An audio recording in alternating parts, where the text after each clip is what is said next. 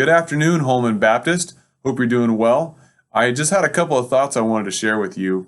Yesterday, I mentioned that even though we're quarantined and our physical lives, our normal lives are very interrupted for most of us, that we have to continue to pursue our mission, and that still has to be the guiding force of what we do in life.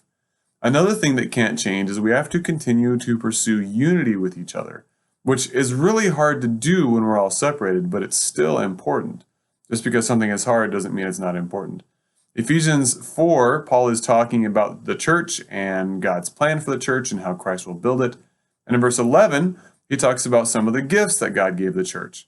He says, and he gave the apostles, the prophets, the evangelists, the shepherds, and teachers. And then he talks about what those people are supposed to do, including shepherds, I hope you noticed. To equip the saints for the work of the ministry, for the building up of the body of Christ. Those gifts are given to the church, to you and me, so that we can all work together to shepherd each other so we can grow. We know this part, right?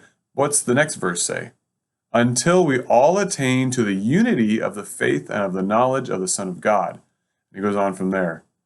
But the outflow, the consequence of our shepherding each other is supposed to be unity. And that's amazing. How in the world are we supposed to be unified in this time right now? We start by shepherding each other. That's how it begins. In fact, this was so important that Jesus prayed about it in John 17 when he was praying to the Father not long before his crucifixion. This is called his high priestly prayer. And verse 23 in that prayer says this, I in them and you in me, that they may become perfectly one, so that the world may know that you sent me and loved them even as you loved me.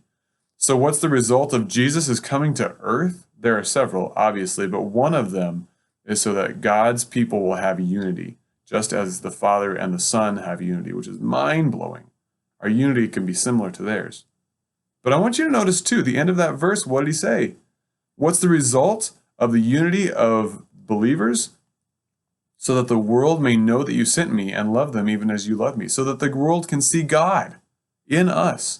So we start by shepherding each other. That produces unity, which is super important to God, because that is part of the way that we show the world who God is. So yesterday I mentioned, how do we evangelize in a time like this?